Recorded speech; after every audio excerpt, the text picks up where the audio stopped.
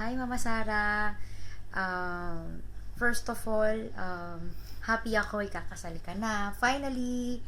Tapos, sobra ko ng tagal na hinihintay na itong araw na to na magkaroon ka ng ma-meet mo na yung right guy para sa'yo. Tapos, tatandaan ko yung usapan natin no na kayo na lang hinihintay ko na mag-asawa at magkaroon ng anak ni Miko. Tapos ako nang yung nagka-countdown yung edad natin.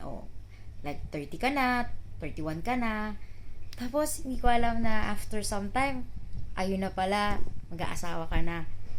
Lalo na nung naisip ko nung buntis ako noon, magkakasama tayo. Sabi ko, nakakadalawa na ako, kailangan makaisa na kayo.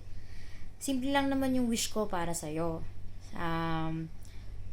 Noon at hanggang ngayon, ang wini-wish ko na sana makita mo na yung right guy for you that would spend your lifetime and build your family. Tapos, sa hinahaba-haba ng panahon, hindi ko rin naman ini-expect na kay ex Melvin ka rin pala mapupunta. Tapos, ano pa ba? Sinulat ko kasi, baka naman kasi makalimutan ko. Just stay happy, my friend. My friend talaga. Indiano lang. Ayun, I know that I was not able to spend time with you para makapag-usap tayo, makapagkwentuhan tayo.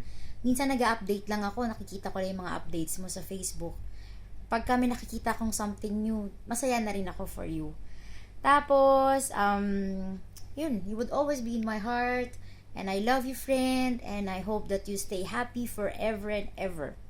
Yun lang, sorry hindi ako makakapunta kasi alam mo naman ang aking schedule at ang aking trabaho.